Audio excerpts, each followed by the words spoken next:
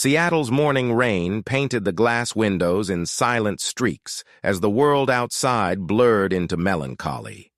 Inside a modern two-story house tucked in the quiet suburb of Queen Anne, Rebecca Miles stood barefoot on the cold marble floor of her kitchen, holding a cup of black coffee that had gone lukewarm in her hands. The silence in the house was unusually dense.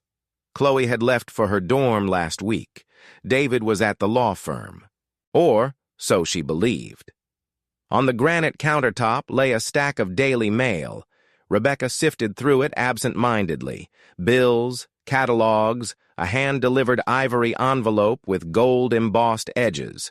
No stamp, no return address. Only her name written in a slanted cursive that looked almost too elegant to be casual. She opened it. Inside was a wedding invitation card. Expensive, textured, the kind that whispered exclusivity and secrets. Chloe Miles and David Langston cordially invite you to witness the beginning of their forever. The cup in her hand slipped and shattered. The sound didn't register. Rebecca's eyes froze on the names, her breath suspended somewhere between disbelief and silent horror. Chloe, her only daughter, 19. David, her husband, 43. Her knees buckled. She grabbed the edge of the kitchen island to steady herself, but the image on the back of the card struck like a lightning bolt. Chloe, in a wedding dress. A soft satin silhouette, long sleeves, off-shoulder. David beside her, not behind, but beside. His hand wrapped around her waist, not protectively, but intimately. His lips grazed her temple, and Chloe's eyes were closed in quiet surrender. Rebecca screamed, but no sound escaped. It was a scream that lived in her bones, one that only the deepest betrayal could summon. She stumbled back, knocking over the stool behind her, breathing now in sharp, panicked bursts. She recalled the subtle things. David brushing Chloe's hair by the fireplace 2 months ago. Chloe wearing his hoodie. The whispered laughs behind closed doors. The door that was always locked when she came home early. And Chloe's shift in mood. Colder toward her mother. Warmer toward him. How long? When did her family become this? The doorbell rang. Still shaking, she walked to the door, the invitation card clenched in one hand like a knife. Outside stood a delivery man with a white box. "Flowers for Rebecca Miles," he said, smiling. She signed without a word. Opened the box. White lilies, her wedding flower, and a note. "We didn't want you to find out this way, but love chooses its own path. Please come. Chloe needs her mother there. David." She read it 3 times, each word slicing deeper than the last. Rebecca turned to the mirror in the hallway. Her face looked unfamiliar, too pale, too hollow. She pressed her hand against her chest to feel her own heartbeat, to remember that she was real. Then, she whispered to her reflection, "You broke me, David, but I'm not done." The rain outside turned into a storm. She walked past the fallen cup, past the scattered petals of betrayal, and into the study. There, she opened her laptop, clicked a folder she hadn't touched in years, Custody 2016 sealed files, and began typing. Not a diary, not a confession, but a war plan. Her fingers moved like they knew exactly where to go. The screen glowed against her pale face as thunder rolled over Seattle. This wasn't grief. This was the beginning. Welcome to Karma Strikes, where betrayal meets justice. In this series, we unravel a story that blurs the lines between family and obsession, love and possession. Rebecca Miles is about to dig into the darkest corners of her past, her home, and her heart. Subscribe and follow her journey, and tell us in the comments, what would you do if your daughter fell in love with your husband? The storm didn't sleep.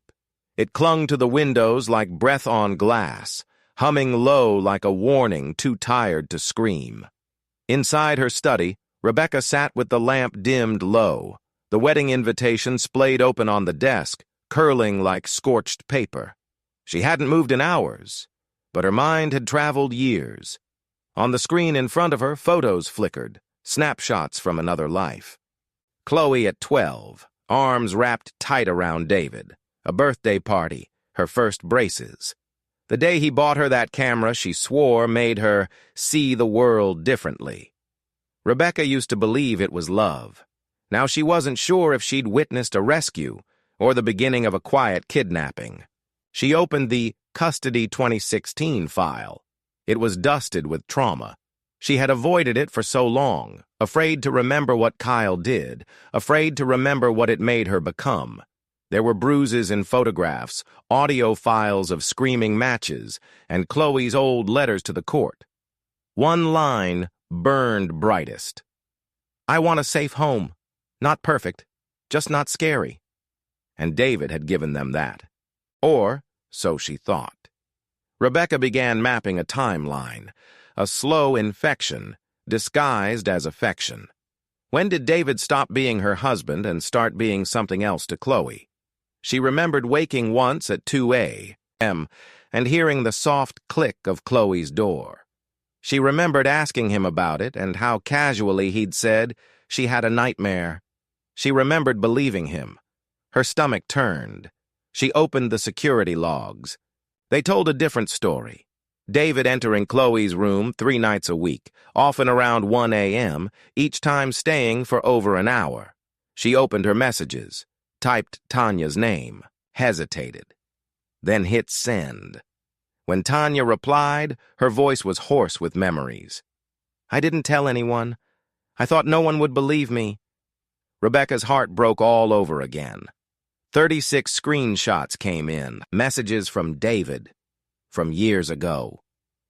Rebecca printed them, spread them on the floor like tarot cards.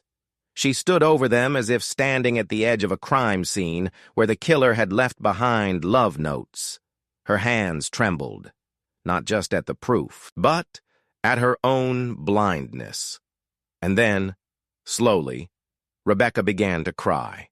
Not for David, not even for Chloe, but for herself. For the version of her who kept forgiving red flags because she couldn't survive another betrayal. The lilies on the table had turned brown at the edges. She recorded a message. "This is Rebecca Miles. If I disappear, this wasn't an accident." Then she lit a candle. The soft flame wavered like her resolve, but didn't die. She stood, grabbed her coat. She was going to see Chloe. Not to scream, not to beg, but to ask one question. When did you fall in love with the man I thought protected us? And maybe, just maybe, hear the answer that would shatter her all over again. Because the storm hadn't ended. It had only just begun. The cafe wasn't just dim. It exhaled the weight of unspoken truths. Amber light bled across the floor like aged wine, catching the dust mid-air in swirls that looked almost deliberate, like the air itself remembered what had happened. Rebecca chose the corner booth for its isolation, her fingers wrapped tight around a coffee cup that had long gone cold. She hadn't slept. Not really. Not since the invitation arrived. She kept replaying Chloe's handwriting, the curve of her name next to David's, as if ink alone could slice through memory. Then the door creaked open. Chloe stepped in, hesitant, but not ashamed. Her silhouette cut through the haze like a ghost with purpose. Her clothes were soft, minimal, not the kind you wore to war, but her eyes, they carried armor. "Hi, Mom." 2 words, and Rebecca nearly shattered. She forced calm. "Thanks for coming." They sat across from each other like chess opponents mid-game. Silence swelled between them, not tense, but intimate. A silence only betrayal could birth. Rebecca placed the wedding invitation on the table, her hands slow, deliberate. "Tell me, why him?" Chloe didn't touch the card. "Because he listened, and he didn't make me feel like damage." Rebecca flinched. I never meant to. I know. Chloe's voice wavered. But it was there, in your eyes, like you were always waiting for me to shatter. Rebecca held her breath. You were 16. You were 19 when Dad married you. The reply came quick, too prepared. That's not the same. No, Chloe said. It's worse. Because this time, I thought I had a choice. Rebecca reached into her coat. Her fingers curled around a recording device. She placed it on the table and hit play. Chloe's voice, years younger, floated through static. David says we're different, that no one else would understand what we have.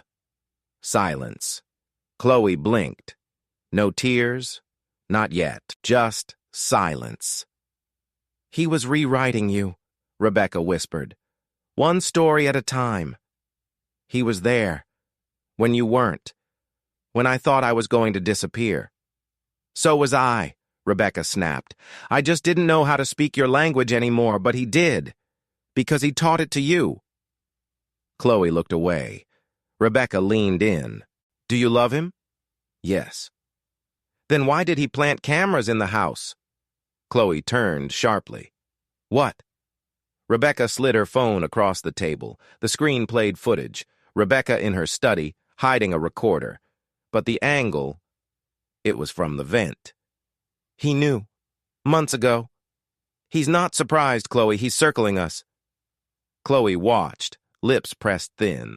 The betrayal settled on her face like frost. This isn't about love anymore, Rebecca said. This is strategy. Chloe stood. I didn't come here to be interrogated. You didn't come to listen either. But maybe you should hear this.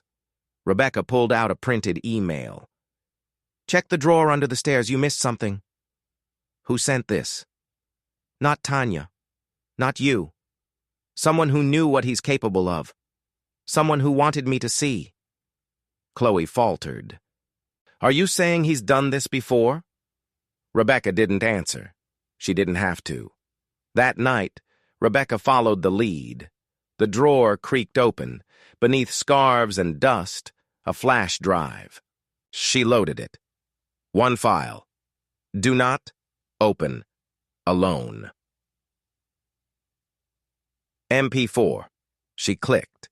The camera was still. Silent. Chloe stood in a mirror talking to her own reflection. You love him, right? Because if not, all of it was for nothing. Then David's voice entered from off-screen. Would you protect me? Chloe didn't answer. She only nodded. Even from her? A pause. Especially from her, Chloe whispered. The screen went black.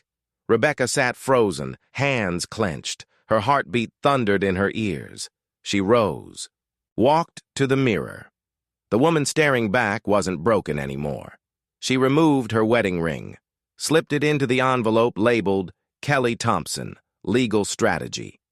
She whispered to her reflection, if he taught her how to lie, I'll teach her how to see. Then, calmly, deliberately, she turned off the light. Rain poured over Chicago like the city itself was trying to wash away its sins. Rebecca watched droplets trace broken lines down the window of her apartment, mimicking the cracks she'd felt forming in her chest for months. The truth wasn't just out. It was screaming through every corner of her life. And it demanded reckoning. She'd always believed pain was silent. But now, it had a voice. And it sounded like Chloe's laughter behind a closed door, or David's hand brushing over her daughter's shoulder in slow, calculated motions. Tonight, she would become the echo of every lie they told. She opened the attic, not to remember, to gather weapons. Boxes spilled open with memories, old photographs, Chloe's drawings, David's anniversary cards. Rebecca set them aside with surgical calm. At the bottom of one box, beneath a baby blanket, she found it. The Olympus recorder. Her mother's, still wrapped in the cloth it had been hidden in since her death.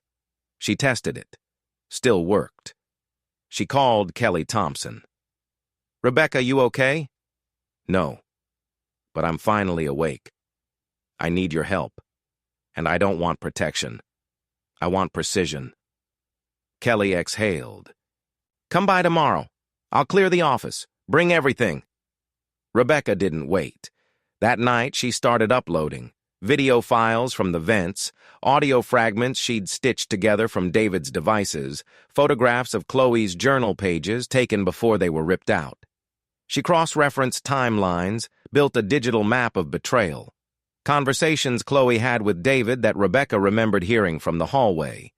Now she knew why they stopped when she walked in. She encoded everything in layers.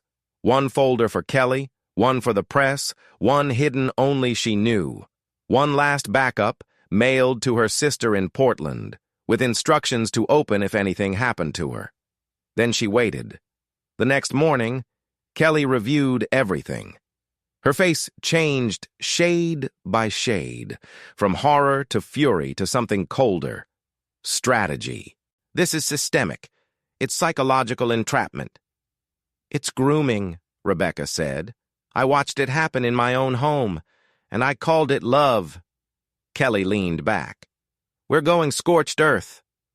Over the next week, Rebecca transformed. Not into someone new, but someone she had buried under motherhood and fear. She planted decoy devices in David's office, hacked into his cloud, stole back everything he thought erased. She placed a tracker on his car, hired a friend at Verizon to pull cell tower logs for nights he claimed to be in meetings. And then the message came. A burner number. Just one text. You don't know the full story. Meet me where it began. Rebecca stared at the screen. The old greenhouse, where David proposed, where Chloe hid on stormy days. She drove there at dusk. The place was half collapsed, ivy curling over shattered glass. Inside stood Chloe, alone, her face pale, her hands trembling. She held a letter. He said if I ever told you, he'd say I came on to him first, that you'd never believe me. Rebecca took the letter. It was a confession, half truth, half plea. Chloe's words scratched onto paper like she was afraid they'd vanish. He told me you were too broken to love anyone, that I was your second chance and he didn't want to waste it. Rebecca stepped forward. Chloe, he made you believe you were saving me, but he was saving himself. From accountability. I thought I loved him. I needed to love someone. Rebecca didn't speak. She wrapped Chloe in silence, the kind only a mother could give. Not forgiveness, but shelter. And then Rebecca whispered, We make him watch this burn. Together. The next 72 hours were a war room. Chloe's statement recorded in full. Kelly secured restraining orders. Rebecca hand-delivered edited footage to 3 media outlets. The 4th copy, uncut, was uploaded to a private drive titled Just in Case. David texted that night. What's going on? My clients are backing out. Rebecca replied, Ask your reflection. It's the only one that ever believed you. At dawn, she brewed coffee, hands steady. Across from her, Chloe stared out the window. What happens now? Rebecca smiled. We stopped being quiet. Friday, 8:55 a.m. Rebecca stood in the cold light of morning, her breath frosting against the glass doors of the Cook County Courthouse. The steel-gray sky above mirrored her own stillness, every muscle held tight beneath layers of calm. Today was not for grief. Today was war. Beside her, Chloe's shoulders were rigid, her blazer too big, her hands trembling as they clutched a folder worn soft with worry. Inside it was every wound she had turned into words, every whispered moment she'd once been afraid to speak aloud. They walked into the courthouse like ghosts returning to the place they'd been buried. The courtroom was packed. The air was so thick with tension it buzzed. Rows of journalists, old neighbors, curious strangers, all drawn in by the headline that had torn through Chicago, prominent therapist accused of grooming stepdaughter. David Lowell sat at the defense table, his hair styled, his suit immaculate. But his eyes, those calculating eyes, twitched when he saw them. A flicker. He hadn't expected them to actually show. Judge Martha Green entered. The room hushed like a vacuum had sucked out its breath. "We are gathered for an emergency evidentiary hearing regarding allegations filed against David Lowell. Charges include coercion, psychological manipulation, and sexual grooming." Kelly Thompson stood. Her presence had weight. Her voice did not rise. It cut. "Your Honor, this isn't a case built on accusation. It's constructed from patterns. This is not fiction. It's forensics." The first exhibit was a series of emails. Benign enough until you noticed the tone, the grooming language, the overfamiliarity, the blurred lines of intimacy disguised as care. Then came the voice messages. David's voice, calm and persuasive. "You're special to me. You get me in ways no one else does. Not even your mother." Chloe closed her eyes. Her fingers gripped the folder tighter. The screen lit up again. This time, home surveillance footage. Chloe flinching as David brushed her shoulder, paused, played again. The same moment, from another angle. Rebecca sat motionless. Then, Kelly approached with something new. A recovered file from David's encrypted drive. A video journal he recorded. On screen, David looked straight into the camera. "Sometimes I wonder if Rebecca even sees how lucky she is to have both of us. Chloe's not just her daughter anymore. She's something more. Something beautiful." Audible gasps. Even the clerk looked away. The judge leaned forward. "Counsel, please verify authentication. Time-stamped. Location matched. IP confirmed." Then Chloe was called. She took the stand, her legs shaking as she walked, but her voice, once found, carried like a church bell. "He never hurt me with his hands. He didn't need to. He made me think it was love. He convinced me my mother wouldn't understand, that I was older than I looked, that I chose this." She paused, then pulled something from her folder. A letter. Dated 3 years ago. "I wrote this but never sent it. It's to my mom." She read aloud. "Mom, if you ever find this, I'm sorry. I don't know who to believe. I think I love him, and I think that's wrong. But he makes me feel safe. He says you never will." Rebecca lowered her head, her shoulders shaking. Not from weakness, from release. Then came the final twist. A second witness was called, unexpectedly. A woman in her early 20s stepped forward. "I'm Amanda. In 2015, David Lowell was my counselor at a youth rehab center in Wisconsin. I signed an NDA, but today I tear it up. He groomed me too." She held up a photo. Her, age 16. David's hand on her back, the same pose. Kelly delivered the death blow. This wasn't an affair. This was a pattern. Chloe was not his first. She was his next. David stood, furious. "This is a setup." The judge banged the gavel.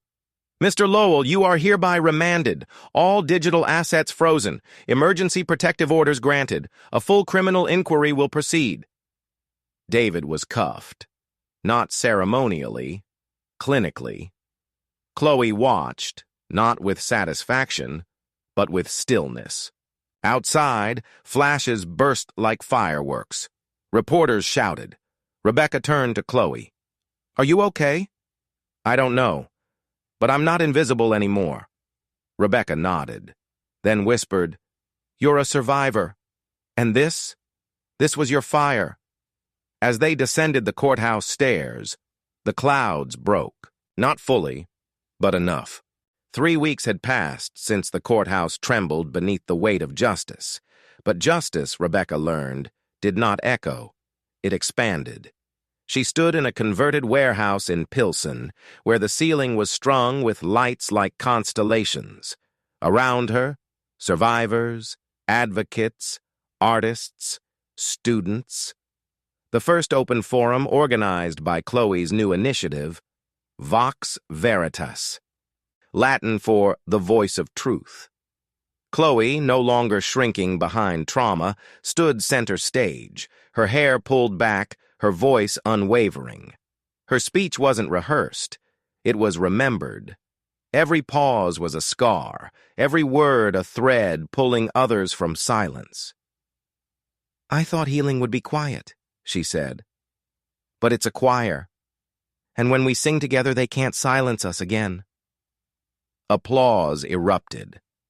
Not polite, thunderous. Rebecca watched from the wings, flanked by Kelly Thompson and Amanda, the former witness turned full-time youth counselor. It wasn't pride she felt. It was awe. After the forum, Chloe and Rebecca walked by the river. Lights from the bridges shimmered over the black water like memory. "You're changing the world," Rebecca said. "I'm changing my world first," Chloe corrected softly. "The rest, that's just gravity." That night, on Chloe's blog, a new post appeared. Title: Justice was never about revenge. It was about remembering who I was before the silence. It trended worldwide in under 24 hours. Meanwhile, David Lowell sat in a maximum security facility awaiting his formal trial. Charges from 3 more victims had surfaced. Amanda's torn NDA had sparked a cascade. What was once isolated pain had become collective testimony. Rebecca returned to therapy, not to heal from David, but to heal from the silence she once accepted. She co-founded a legal advocacy nonprofit with Kelly, Phoenix Line, supporting women filing historical abuse claims. At a press conference announcing the nonprofit, a reporter asked Rebecca, "What gave you the strength to come forward?" She didn't blink. "My daughter taught me that fear is loud, but truth echoes longer." Back home, a new painting sat on Chloe's easel. 2 women, one cloaked in shadow, the other bathed in light, holding hands. The title, The Bridge. One evening, Rebecca stood before it and whispered, "It's us." Chloe shook her head. "It's who we became when we stopped letting monsters shape our story." That week, the New York Times ran a feature. Mother and daughter rebuild lives after trauma, lead national movement. Headlines had finally turned into healing. Rebecca took one last trip to the old Lowell house. This time she brought a sledgehammer. Room by room, she smashed the mirrors, tore up the carpet, shattered the false perfection. With each swing, she reclaimed memory. And in the garden, she planted something new, lavender, Chloe's favorite. As she knelt, fingers in the dirt, a breeze swept through. Rebecca closed her eyes. For the first time in years, she felt weightless, and that's how karma struck. Not with violence, but with truth. Not with rage, but with rebirth. Because justice doesn't just end stories, it writes new ones. If you felt every moment, hit like and subscribe to Karma Strikes for more stories where truth finds its voice. Share this with someone who needs to believe again. Comment below. What story are you ready to rewrite?